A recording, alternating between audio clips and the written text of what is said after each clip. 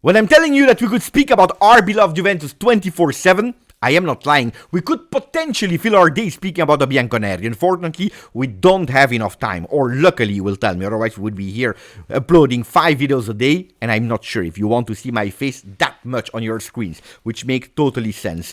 Today, we'll speak about a miracle, because I'm taking the opportunity that Parma Juve has been postponed. So we fill our day speaking about the real miracle of the season, the next gen. You will tell me, Beppe, the next gen. It's normal. They should always qualify to the playoffs. It's not the first time that we qualify to the playoffs. Well, qualifying to the playoffs with one game in hand is a real miracle, especially if we go back to the end of November, beginning of December, where Juventus Next Gen was really fighting to avoid relegation. It started with the worst season ever since the creation from the under-23, called after that the Next Gen. Ciao Juventini of the world, my name is Giuseppe, welcome back on the channel. I hope you're all doing well. It's a nice video. Something different, still speaking about our old lady, or should I say the young lady this time, because we are speaking about our young boys.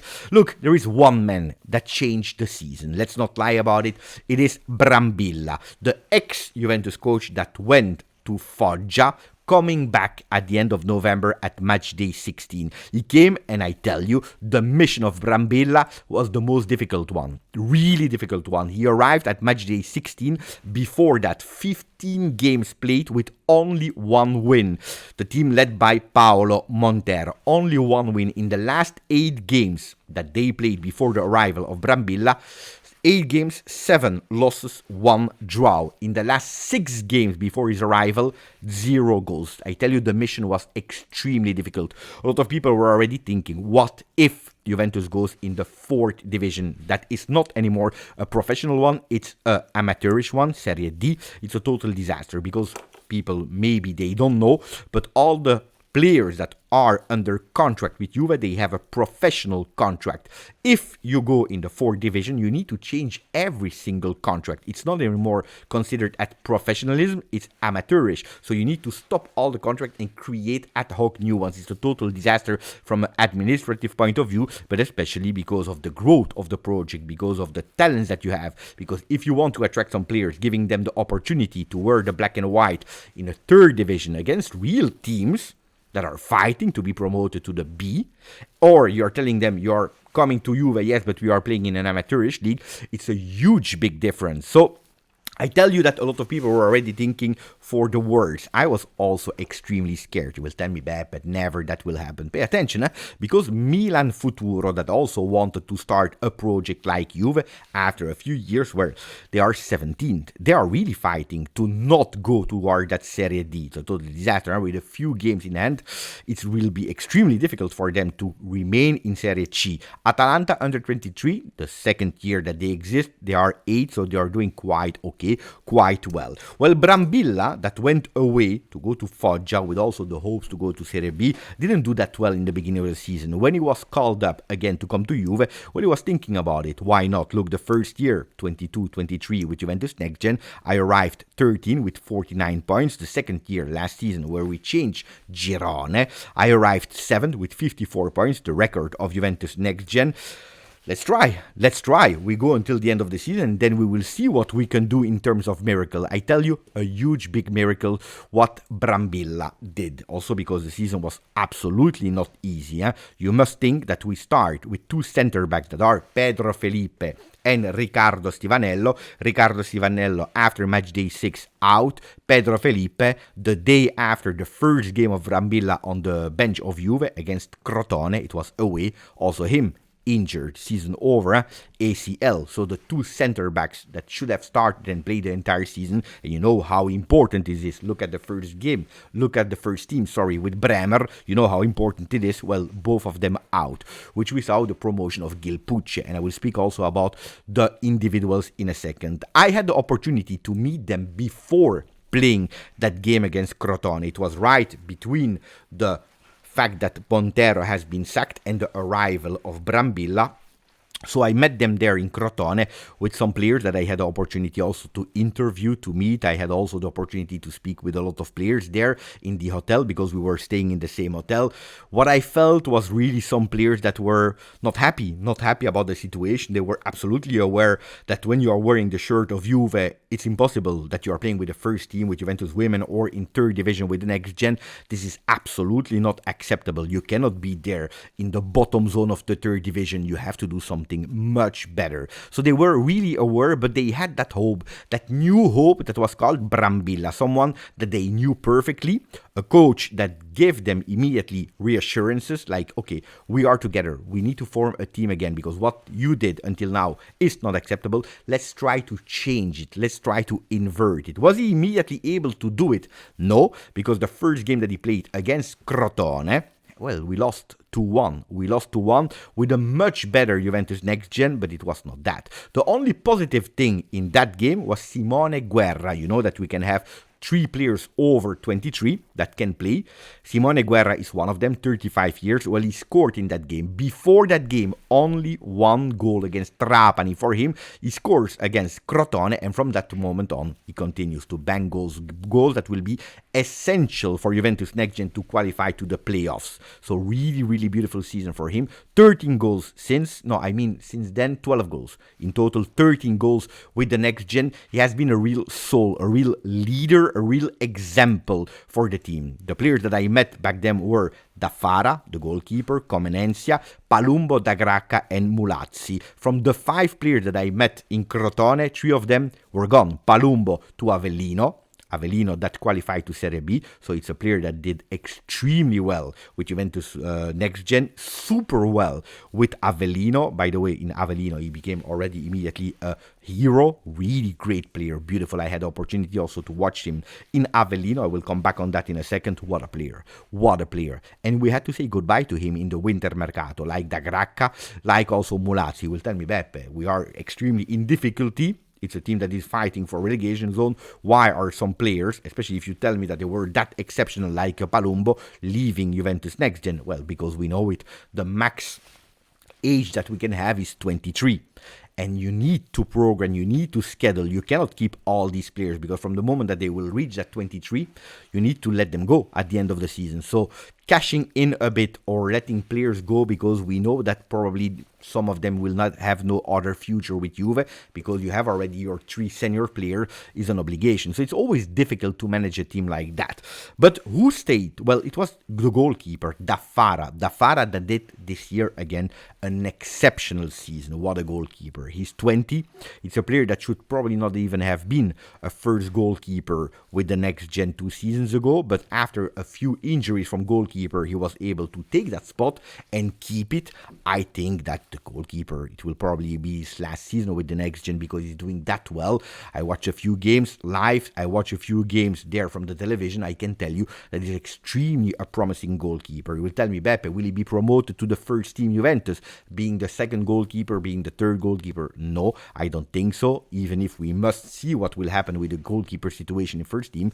But it's a goalkeeper that I predict a beautiful future. He's already a goalkeeper, according to me, that could do well in a Serie B team that is fighting to be promoted, or maybe a team in Serie A already, or maybe in another league, let's see. But it's a goalkeeper that you will hear because really fantastic goalkeeper. It's tall, 194. I already had the opportunity to meet him live a few times there. Fantastic, really kind player. I interviewed him also on Twitch back then. It's a player that I see a lot of future in, and this season has been really decisive. Like another player, I told you the 2 center backs that were injured, Pedro Felipe, Riccardo Siavanello, they had to be replaced. Who replaced them? Well, the player from Primavera, Gil Puche. Gil Puche is, according to me, a player that, with a few ones, but probably one of the few ones, has really an opportunity to escalate, to go extremely fast to that first team, that it's Juventus or another, because you can clearly see that he has all the potential of the world. He didn't play with pressure, even if it was tough, even it was extremely hard being in that position, really in relegation zone, taking that position there. He could play easily in that three-man defense. He can play on the left, he can play in the middle.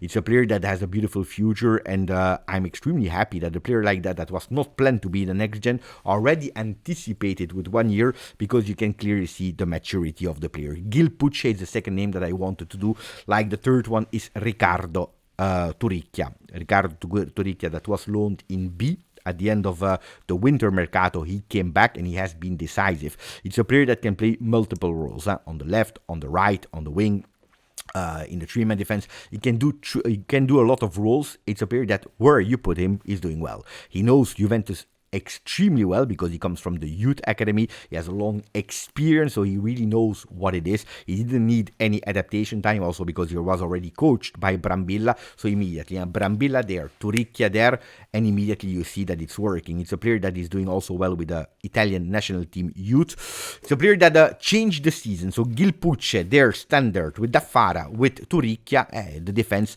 was already set for Brambilla, or much better than it was. Then you have a beautiful name, Pietrelli Alessandro, that is already 22, but it's a winter signing that did really, really well. It's a player that I fell in love with watching the dribbles, the shots.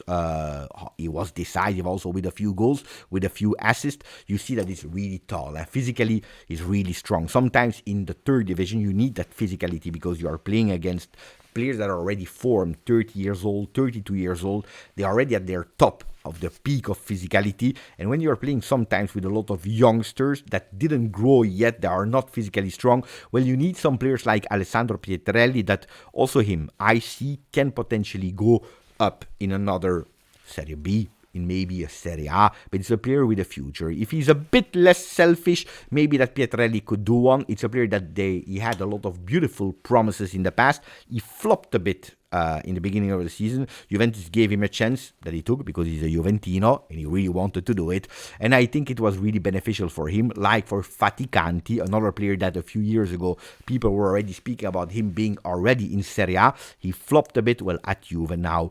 In this season with Brambilla, he did really, really well. Another player that we cannot avoid to speak about, it's Adžić. Adžić was not there since the beginning of the season, only called up one game by Paolo Montero. From the moment that Brambilla was there for 10 games, he let him go with the first team, and then when they were really in troubles, when really they needed that push to go towards a dream that was the playoff, and also him not receiving time by Motta, well, he went with the next gen and his impact has been incredible.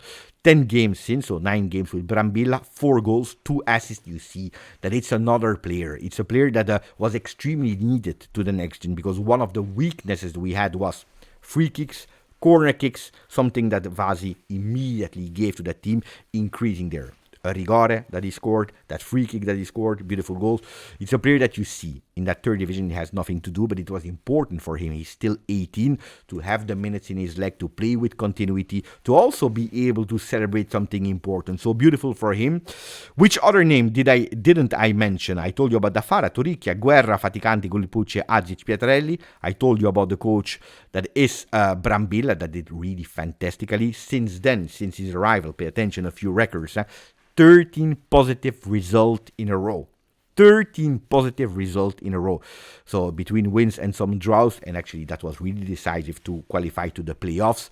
It's a coach that changed immediately the team, impact immediately. A team, pay attention, don't believe that it was that easy, because from last season to this season, it's a team that lost Luis Haza, Joseph Nonge, Muharemovic that went to Sassuolo, that was promoted, they played as a starter, Savona, first team Juve, Rui, Bangula. There are a lot of players. In the winter, I already told you, some players left, like Da Gracca, like Palumbo, etc., etc. So it was not easy as a challenge. Total change. And this is something that will always happen with Juve. Juventus Next Gen, in the start of the new season, the best one, they'll go and they are promoted to the first team. The second in line, they are probably loaned out to another team, and you start from scratch with a new team. So it's always a really difficult challenge in the beginning of the season. I had the opportunity to see them again, to interview them again before the Avellino game that unfortunately we lost, even if we were extremely robbed into that game with a penalty given with a penalty not given to Juve that I still don't understand it. A goal scored, the first one by Avellino, that was meters offside, but there is no VAR. we totally deserve to win at home of the one that finished the league first, that already automatically qualified to the second division. So Juventus that I interviewed the second time with some players like Simone Guerra, like Faticanti, like the Kudryk, and like Turicchia. But on top of that, there was also Claudio Chiellini. And also about him, I want to really spend a few words. He's on top of the project Next Gen. He's doing extremely well, if you see the result, of course. And I must be saying that he's extremely humble. Humble in understanding that maybe giving Montero the job as a first coach was maybe not the ideal solution. We saw it. It was extremely difficult also to stop the relation with Paolo, because we know how legendary he is for Juve. Well, the fact that stopping with him and maybe going back to a coach like Brambilla, saying, okay, maybe, I don't know, we didn't find an agreement back then, and now I will go back, I will knock at the door, and asking him to go back, it's extremely humble from him. Extremely humble to say, come back and we do it together. Really a passionate guy that is working 24/7. That's something that I can really reassure you. He's really on top of everything and he's leading it perfectly, the project Next Gen. If you're asking me, Web, okay, all that beautiful video, but who are the next one that can go up? Well, I told you easily, and you can already identify Gil Puche, Adžić are the first one. Daffara is the third one, and then you have a second line made of Pietrelli, Turicchia, Faticanti, players that I really love. I also want to mention Livano Comenencia for that maturity grow. This season, I saw him much more mature, much more with continuity, playing game in, game out, much more consistent, avoiding a lot of easy baby mistakes that he was doing in season 23-24. So these are the players that I really wanted to mention. Miracle Next Gen, I can say yes, there is still one game to play to understand where will we finish that ranking, and then a few games of playoffs that could potentially, and that's the huge big dream, even if I don't think it's possible, qualify, because it's a really long path, 10 games if you want to really go for it, but then it's a possibility, an open window to Serie B. Guys, if you want to, please comment the video. Don't forget to tell me if yes or no you watched already the Next Gen team playing. Which are the players that you love? Let me know everything in the comment section. Don't forget to put a maximum of like, subscribe to the channel. Grazie, forza, Juve.